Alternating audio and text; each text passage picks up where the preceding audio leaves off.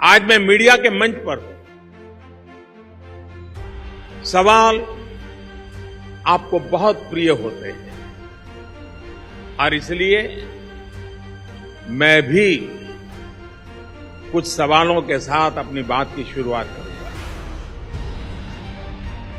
कहते हैं जैसा संग वैसा रंग। कुछ पल आपके साथ का संग है तो मुझे भी आदत लगती है। जैसे आपके सवालों में बहुत कुछ छिपा होता है, वैसे ही मेरे सवालों में भी आपको सर्जिंग इंडिया के बहुत से उत्तर अपने आप मिल जाएंगे।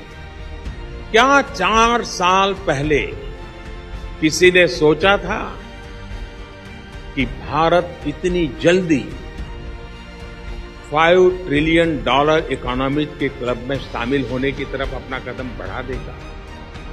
क्या 4 साल पहले किसी ने सोचा था कि ईज ऑफ डूइंग बिजनेस की रैंकिंग में 142 से 77 पर आ जाएगा? भारत टॉप 50 में आने की और तेज गति से कदम रख रहा है। क्या 4 साल पहले किसी ने सोचा था कि भारत में ऐसी ट्रेन में चलने वाले लोगों से ज्यादा, एयर कंडीशन ट्रेन में चलने वाले से ज्यादा लोग हवाई सफर करने लगेंगे, हवाई जहाज में बैठे होंगे?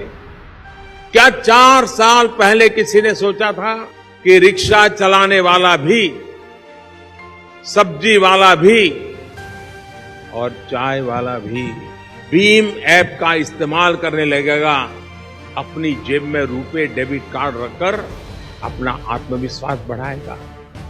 क्या 4 साल पहले किसी ने सोचा था कि भारत, इसका एविएशन सेक्टर इतना तेज आगे बढ़ेगा कि कंपनियों को 1000 नए हवाई जहाज का ऑर्डर देना पड़ेगा?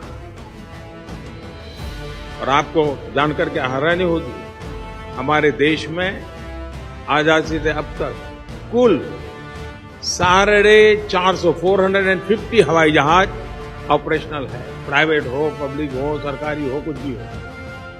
एक साल में 1000 नए हवाई जहाज का ऑर्डर, ये बताता है। क्या 4 साल पहले किसी ने सोचा था कि भारत में नेशनल वाटरवेज एक सच्चाई बन जाएगा? कोलकाता से एक जहाज गंगा नदी पर चलेगा और बनारस तक सामान ले आएगा? क्या 4 साल पहले किसी ने सोचा था कि हम भारत में ही बनी बिना इंजन वाली एसी ट्रेन का परीक्षण कर रहे होंगे, जो 180 किलोमीटर प्रति घंटा की रफ्तार पर दौड़ेगी? क्या 4 साल पहले किसी ने सोचा था कि भारत एक बार में 100 सैटेलाइट छोड़ने का रिकॉर्ड बनाएगा? और इतना ही नहीं, गगनयान के लक्ष्य पर भी आज वो आगे बढ़ रहा है। क्या 4 साल पहले किसी ने सोचा था कि स्टार्टअप की दुनिया से लेकर स्पोर्ट्स की दुनिया में भारत की प्रतिष्ठा इतनी ज्यादा बढ़ जाएगी?